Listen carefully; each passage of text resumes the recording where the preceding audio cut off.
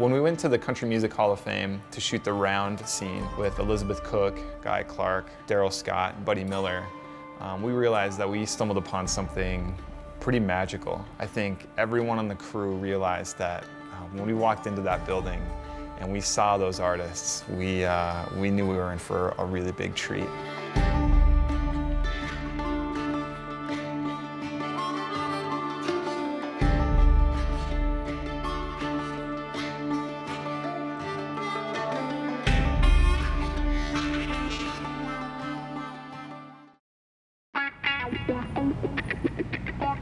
My name is Jacob Edgar.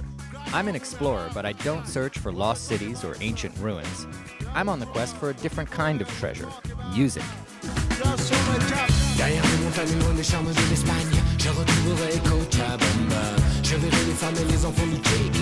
As an ethnomusicologist and world music record producer, I travel the globe hunting for the best songs the world has to offer. And I suffer through some of the worst, so you don't have to.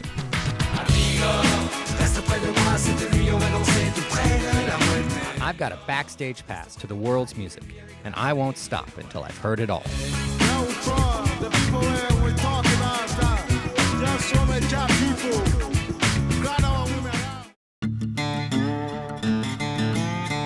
Mae West once said, "Too much of a good thing is wonderful." And that's how the Music Voyager team felt during our visit to Nashville, Tennessee. They don't call Nashville the Music City for nothing, as we discovered when we found ourselves unable to squeeze all the great sounds we heard into one episode. One experience in particular deserved extra attention, so we decided to create this Music Voyager special to share it with our viewers.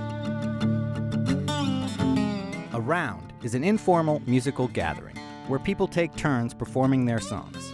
And today on Music Voyager, we're inviting you to enjoy some of Nashville's top singer-songwriters as they demonstrate this venerable local tradition. Assembled in the intimate Ford Theater at Nashville's Country Music Hall of Fame and Museum is an all-star lineup of revered songwriters. Buddy Miller is one of Nashville's most in-demand guitarists, songwriters, and producers. And he's toured and recorded with Shawn Colvin, Emmylou Harris, Steve Earle, Linda Ronstadt, and that's just a partial list. Daryl Scott has written a number of mainstream country hits for the likes of Brad Paisley, Travis Tritt, the Dixie Chicks, and Faith Hill. Most recently, he and Buddy Miller have been touring with Robert Plant. You might know him from Led Zeppelin. Elizabeth Cook was raised in a musical family in Central Florida, and her straight-to-the-bone songs, 300-plus appearances on the Grand Ole Opry stage, and spirited personality have made her one of Nashville's top rising talents. But even these luminaries speak in hushed reverence about Guy Clark, who's considered by many to be one of America's greatest songwriters. Clark's best-known songs include L.A. Freeway and Desperados Waiting for a Train, and many other songs you didn't know you knew until you heard them. One by one, the singers in the round took turns, each choosing a song that was important to them personally. What song did you decide to play today and why? It's a song called I've Got a Wide, Wide River to Cross. It's a song I wrote with my wife. I write a lot with my wife. Your wife's also a musician and songwriter as well. Yeah, she's a great songwriter. So tell me about this song and where it comes from. My wife had just lost her brother and had a short time to do a record. I think that factored into the song a bit. I've noticed that a lot of the songs come from a place of deep introspection. Is that something that has been an inspiration for all of you? Or? There's joy and happiness in there too. I mean, and part of the deal is to tell the truth and not deny that heavier, quote, heavier stuff, you know? I mean, if you're gonna be an artist, you're gonna tell it like it is. Otherwise, what are you doing? There's a sorrow in the wind, blowing down the road I've been. I can hear it crying while shadows steal the sun. But I cannot look back now. I've come too far to turn around, and there's still a race ahead that I must run. And I'm only halfway home. I got a journey on to where I'll find the things that I have lost. I come a long, long road, but still I got miles to go, and I got a wide, wide river to cross.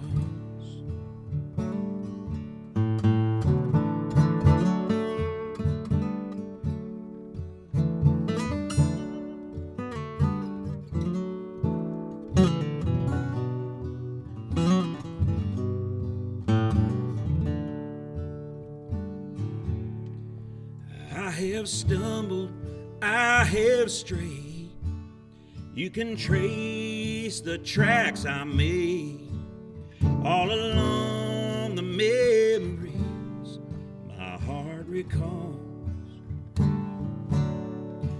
But I'm just a refugee. Won't you say a prayer for me? 'Cause sometimes even the strongest soldier falls. I'm only halfway home. I got a journey on to where I'll find the things I have lost. I come a long, long road, but still I got miles to go, and I got a wide, wide river to cross. I got a wide, wide river to cross.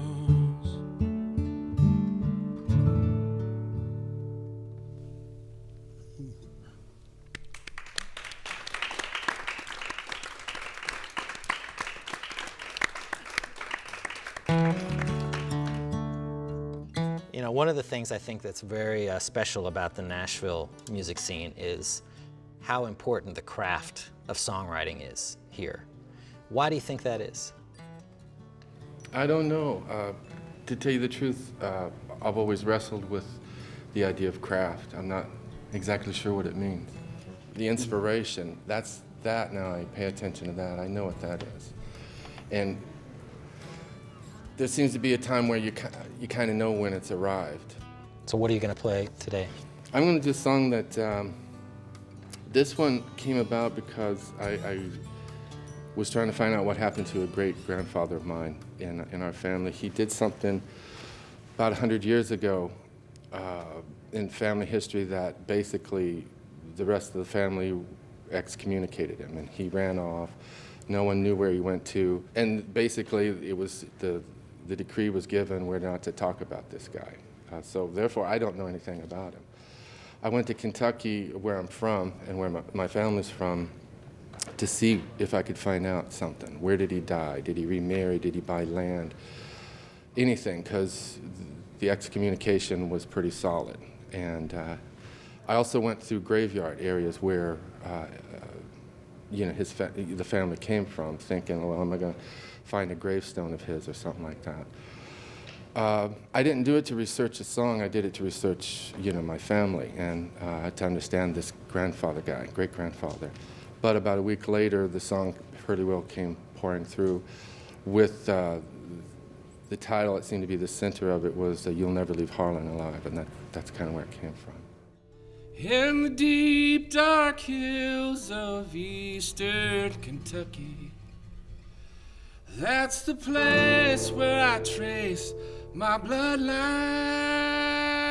and it's there I read on a hillside gravestone, said you will never leave Harlan alive.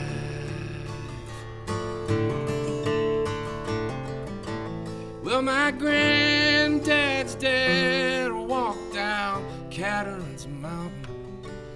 And he asked till he held him to be his bride. Said, won't you walk with me out of the mouth of this holler, or we'll never leave Harlan alive.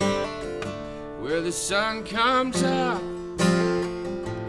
about 10 in the morning and the sun goes down about 3 every day, and you fill your cup with whatever bitter brew you're drinking, and you spend your life just thinking of how to get away. No one ever knew there was coal in the mountains until a man from the northeast arrived. Yeah, he was waving some $100 bills, and he said, I'll pay you for your minerals. But he never left Harlan alive.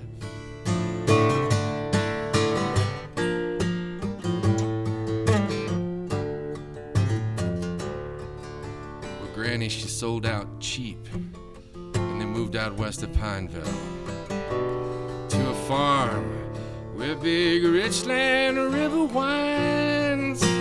Yeah, and I bet they danced them a jig, and they laughed and sang a new song. Who said we'd never leave Harlan alive?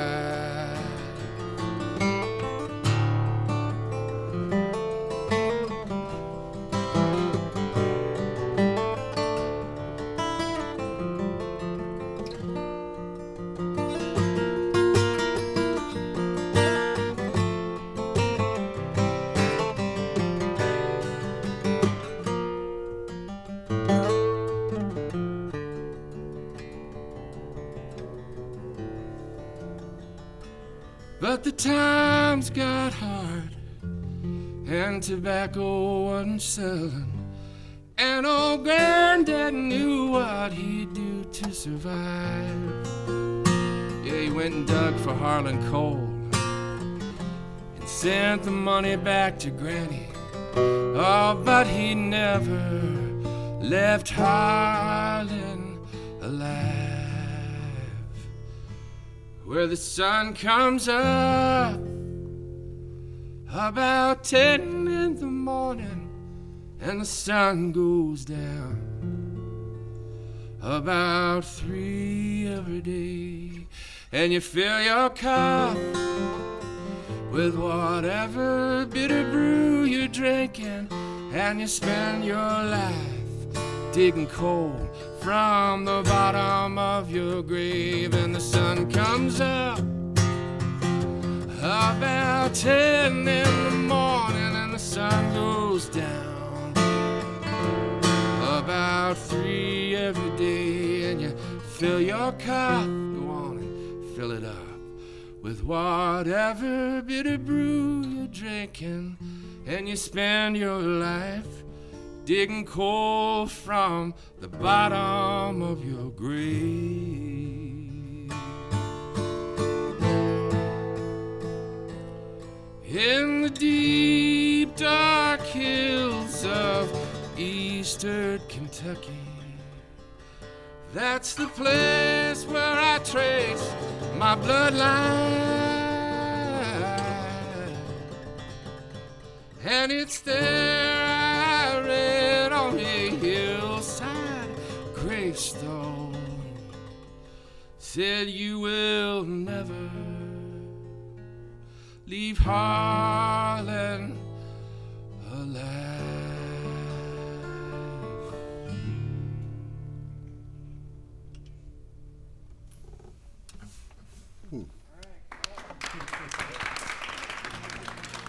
Mama's Prayer. How did this song come about?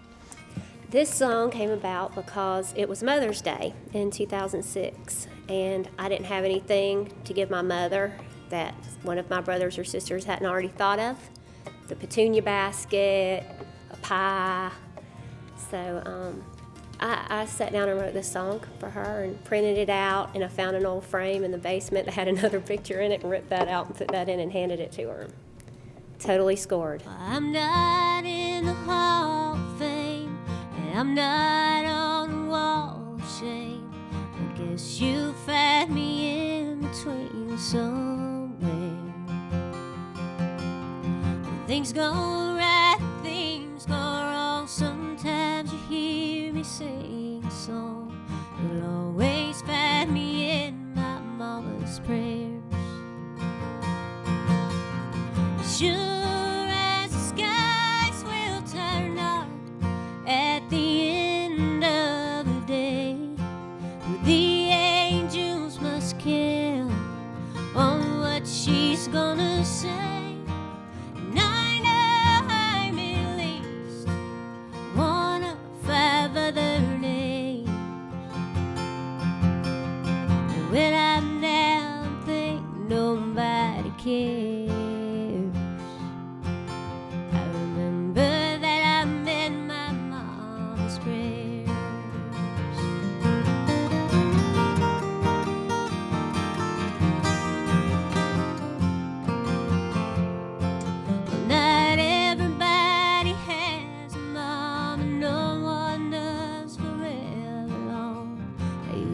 Think, well, Lord, that's just not fair.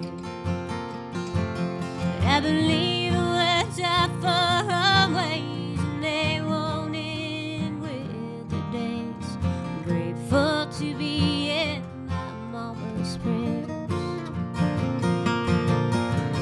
Sure as the skies will turn dark at the end of the day, the angels must count on what she's gonna say. And I know I'm at least one of 5 other names.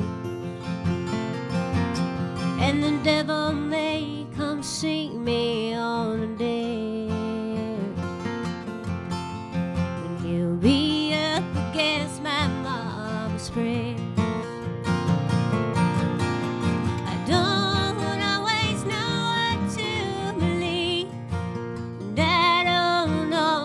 Know everything I need, but faithfully my name is called each night by quilted bedside. When I'm down, think nobody cares. I remember that I met my mama's prayer. And the devil may come see me on a day. He'll be up against my mama's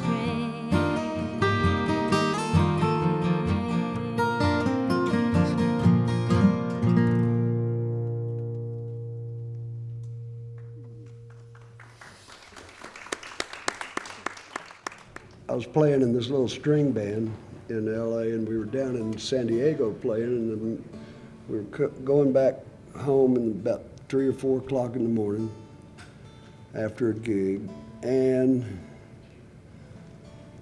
I had fallen asleep in the back seat, and I just kind of sat up and I looked around, and it just popped out of my mouth without thinking about it. I said, God, if I can just get off of this LA freeway without getting killed or caught. Just in a straight line, and a little light bulb went off. And I got an old burger sack and my wife's eyebrow pencil and wrote it down. What do you think it is about this song in particular that's lasted, it's had such an impact? I'm not sure, it's something that's happened to most people, Time to pack up and move on somewhere, and everybody's gone through that. And I think that kind of a ring of familiarity is something people can associate with, something they can connect with. That makes for good songs. Pack up all your dishes. Make note of all good wishes and say goodbye to the landlord for me. That son of a bitch has always bored me. Throw out those LA papers, the molded box of vanilla wafers. Adios to all this concrete. Gonna give me some dirt road back street. If I can just get off of this LA freeway without getting killed or caught, down that road in a cloud of smoke to some land I ain't bought, and here's to you, old skinny Dennis. Only one I think I will miss. I can hear that old bass singing, sweet and low like a gift you're bringing. Play it for me one more time now. Got to give it all we can now. I believe everything you're saying. Just you keep on playing. If I can just get off of this LA freeway without getting killed or caught, down that road in a cloud of smoke to some land I ain't bought, and you put the pink card in the mailbox. Leave the key in that old front door lock. They'll find it likely as not. I'm sure there's something we have forgot. Oh, Susanna, don't you cry, babe. Love's a gift that's surely handmade. We got something to believe in. Don't you think it's time we're leaving? If I can just get off of this LA freeway without getting killed or caught, down that road in a cloud of smoke to some land I ain't bought. If I can just get off of this LA freeway without getting killed or caught. With their heartfelt words and soulful melodies, Elizabeth Cook, Buddy Miller, Daryl Scott, and Guy Clark represent the pinnacle of songwriting that is the foundation of the Nashville music scene. Pack up all your dishes. Make note of all good wishes. Going in, it was sort of a you're doing the job and let's focus, let's get it done. Leaving, I felt like I wasn't working, you know? Like I just got to witness something amazing that most people don't get to see. It was a gathering of greats in Nashville, Tennessee, and the whole Music Voyager crew were happy to share this moment with you.